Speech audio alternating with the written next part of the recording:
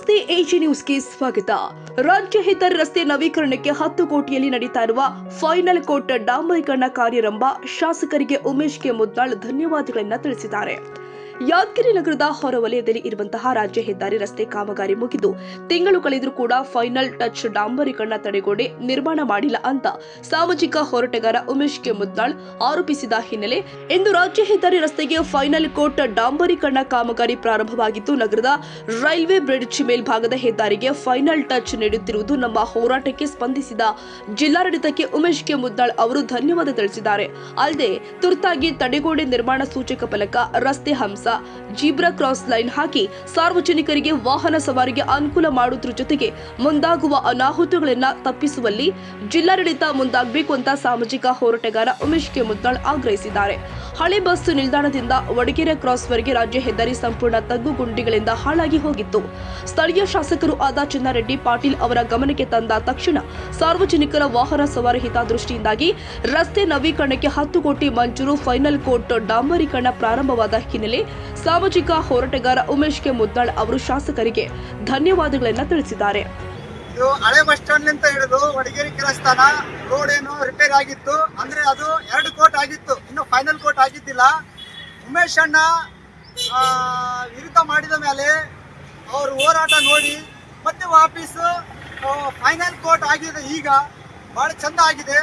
ನಮ್ಮೆಲ್ಲ ಗಾಡಿಯವರಿಗೆ ಹೋಗಕ, ನಮ್ಮೆಲ್ಲ ಟ್ಯಾಕ್ಸಿ ಚಾಲಕರಿಗೆ ಬ್ರಿಡ್ಜ್ನಲ್ಲಿ ದಾರಿ ಬಹಳ ಸಣ್ಣದಿತ್ತು, ಈಗ ಅಡಲಾಗಿದೆ, ಹೋಗಕ್ಕೆ ಒಳ್ಳೇದಾಗಿದೆ.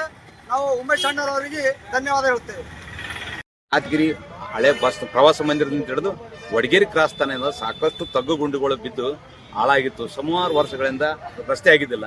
ಆದರೆ ಮಾನ್ಯ ಸ್ಥಳೀಯ ಶಾಸಕರು ಅವ್ರಿಗೆ ಗಮನಕ್ಕೆ ತಂದ ತಕ್ಷಣ ಅವ್ರೇನದ ಸುಮಾರು 10 ಕೋಟಿಯಲ್ಲಿ ಬೃಹತ್ತಾಕಾರದ ರೋಡನ್ನು ಮಾಡ್ತಕ್ಕಂಥ ಕೆಲಸಕ್ಕೆ 10 ಕೋಟಿ ಮಂಜೂರು ಮಾಡಿರ್ತಕ್ಕಂಥದ್ದು ಇದು ಧನ್ಯವಾದಗಳು. ಆದರೆ ಇದೇನದಂದ್ರೆ ಅಧಿಕಾರಿಗಳು ಮತ್ತು ಗುತ್ತಿಗೆದಾರರು ಏನದ ಮಾಡದೆ ಕಂಪ್ಲೀಟ್ ರೋಡ್ ಆಗಿತ್ತು.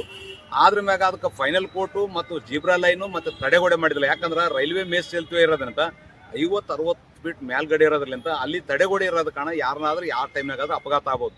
ರಸ್ತೆ ಮಾಡಿ 1 ವಾರದೊಳಗೆ ಮಾಡ್ತೀವಿ ಅಂದ್ರೆ ಆಗಿದ್ದಿಲ್ಲ. 1 ತಿಂಗಳಾದ್ರೆ ಫೈನಲ್ ಕೋಟು ಮತ್ತು ಜೀಬ್ರಾ ಲೈನು ತಡೆಗೋಡೆ ಮಾಡೋದ ಕಾರಣ ನಾವು ಹೋರಾಟದ ಎಚ್ಚರಿಕೆ ನೀಡಿದಾಗ ಜಿಲ್ಲಾಡಳಿತ ಸಂಬಂಧಪಟ್ಟ ಅಧಿಕಾರಿಗಳು ಎಚ್ಚೆತ್ತುಕೊಂಡು ಇವತ್ತು ಬೆಳಗ್ಗೆಯಿಂದ ಫೈನಲ್ ಕೋಟ್ ಆಗ್ತಕ್ಕಂಥ ಕೆಲಸ ಕಾರ್ಯಾರಂಭ ಮಾಡಿರ್ತಕ್ಕಂಥದ್ದು ಇದು ಶ್ಲಾಘನೀಯ.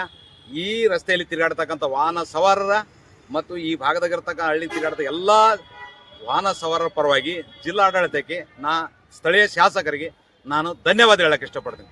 Nizamuddin, Yadagiri, AG news. ಕನ್ನಡಿಗರ ಮೆಚ್ಚಿನ ನಿಮ್ಮ ಎಜೆ 24/7 ನ್ಯೂಸ್ ಕನ್ನಡ ವಾಹಿನಿ ಇದೀಗ ಟಿವಿಯಲ್ಲಿ ಲಭ್ಯ. ವೇಳೆ ನೋಟಿಸ್ ಕೊಟ್ಟಿದ್ರೆ ವಾಪಸ್ ತಗೋತೀವಿ. ಇವತ್ತು ವಕ್ಫ್ ಪ್ರಾಪರ್ಟಿ ಅಂತೇಳಿ ಬರ್ತದೆ ಅಂತ ಹೇಳಿದ್ರೆ ರೈತರು ಬೀದಿಗೆ ಬಂದ್ರೆ ಏನ್ ಮಾಡ್ಬೇಕಾಗತ್ತೆ? ಯಾರು ವೋಟ್ ಹಾಕಲಿಲ್ಲ ಅಂದ್ರೆ ಗ್ಯಾರಂಟಿನೆಲ್ಲ ಸ್ಟಾಪ್ ಮಾಡ್ಬಿಡ್ತೀವಿ.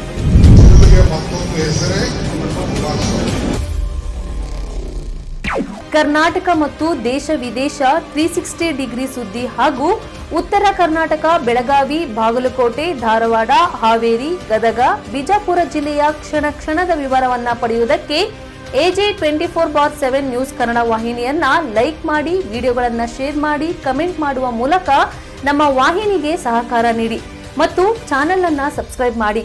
ಧನ್ಯವಾದಗಳು.